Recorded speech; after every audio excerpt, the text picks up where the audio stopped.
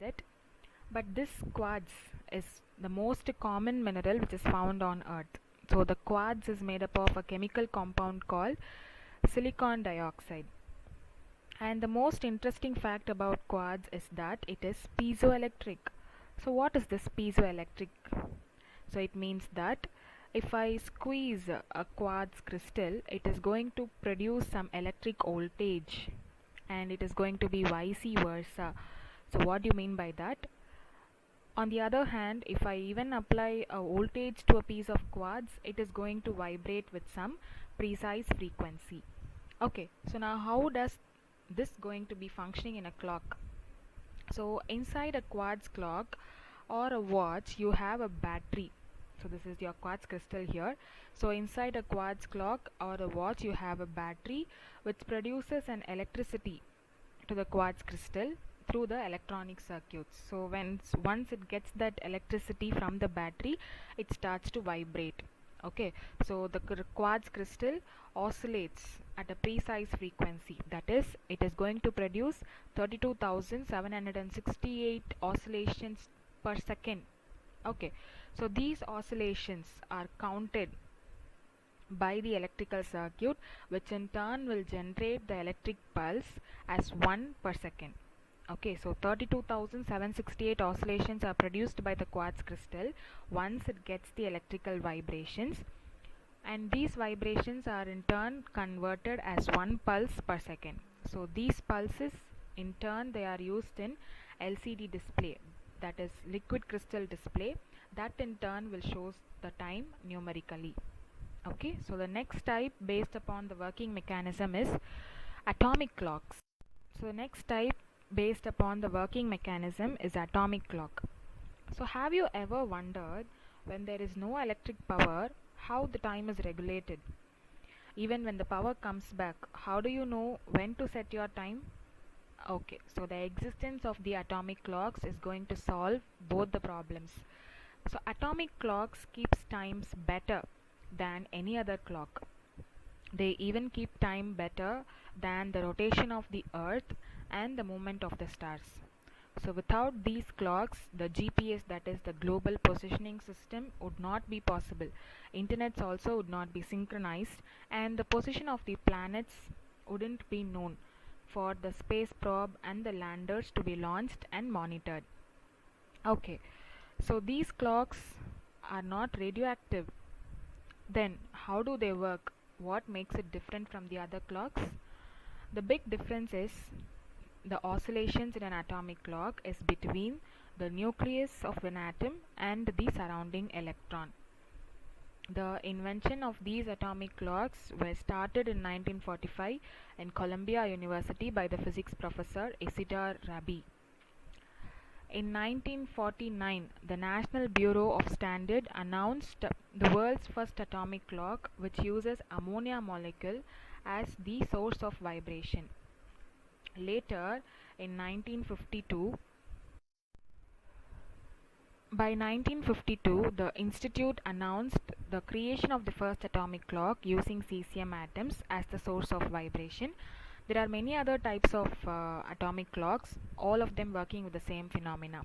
The first type of atomic clock is cesium, where it uses a beam of cesium atoms. Second type was the hydrogen atomic clock, and the third type is the rubidium atomic clocks. So this is how an atomic clock looks like. So the next topic is about accuracy and precision. So whenever we talk about measurement, we also have to talk about errors.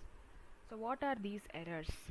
So when you go to shop to buy vegetables, you ask for 1 kg or 2 kgs of tomatoes. So but the same quantity, when it is weighed in the machine, you see that it is 1.12 or 1.05, like that. So that 0.05 or 0.12 is called the error in measurement. Okay, so the difference between the real value and the observed value is called error. So based on this concept, we have accuracy and precision also. So accuracy is a way to describe how close a measurement. So a measurement is going to give me the hint here. Her measurement is single measurement. So in a single measurement, how close the real and the observed value are going to be is called accuracy. precision is a way of describing how close multiple measurements. So you have the word multiple measurement. So I'm going to make a series of measurement, either 2 or 3 or 4, and I'm going to take the average value of it so that it is going to be equal to the real value. Okay, so for this, let us consider an archery board. So this is the archer board. So this point is the center of my archer board. Okay, this is my center, and I'm making two shots here. So this is the first shot, and this is my second shot. So from this itself, you can be strong that this is more accurate because it is closer to the center point, and this is going to be less accurate, right? Okay, so now let's consider another archer board. So this is going to be my center, and I'm making first shot is made here, second shot is made here, third shot is made here, and fourth shot it falls somewhere here. So in precision, I can say that all the 4 points are more precise. Why? Because you can see the area of all the 4 points, it is going to be very small. All the 4 are somewhat closer to each other. So the area of all these 4 is very less. Whereas when you find the area of these 2 points is going to be little larger. So from this I can say accuracy, which is a single measurement, so which is going to talk about only a single measurement. So I can say that first point is closer, that is called accuracy. But in precision you have multiple measurements. So when I take all these 4 points, I will take the average of all these 4, and that I will compare with my center point, so that whether it is equal or not. That is called accuracy and precision. Okay. So the next topic of today's class is rounding off. So we all have worked in calculators, right? So when you add or subtract or multiply two big numbers, you get a bigger number as the result. So that bigger number cannot be expressed as a result. So to get an accurate value, we do rounding off. So for example, I have done multiplication of two digits here, two numbers here actually. So I get my result as 38,114, and after decimal I have 4 digits. So to make this 4 digits to be more precise, there are certain steps. The first step is fix the digit you want to keep. So after decimal I need only 2 values. So I'm going to fix the value which I'm going to keep for myself. So this 5 is not going to change there. So that is going to be my fixed value. Second point is, look at the digit next at the fixed one. If it is greater than 5, I can add 1. Okay, so 5 is my fixed digit. Next to 5 I have 2. 2 is less than 5, right? So I cannot make any change. So the step 3 is, if the digit is less than 5, no changes can be done.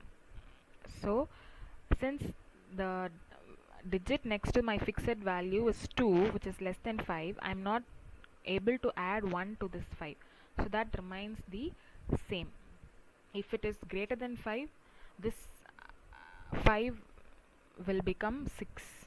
So my value will be 38,114.76. That is called rounding off.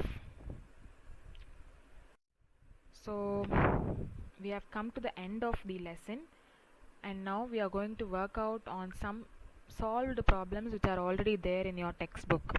Okay, so before moving on into the solved problems, we need to recall a certain formula which we studied during our bridge course. I hope you remember. So these are the formulas we studied: converting from degree to Celsius, Kelvin to Celsius, Fahrenheit to Celsius, Celsius to Fahrenheit, Fahrenheit to Kelvin, and Kelvin to Fahrenheit. So these are the formulas you need to recall and make a note. Okay, so the first problem is to convert 80 degrees centigrade to Kelvin. So look at the formula. The formula for converting Celsius to Kelvin is K is equal to C plus 273. So we have given the value of Celsius, that is 80 plus 273.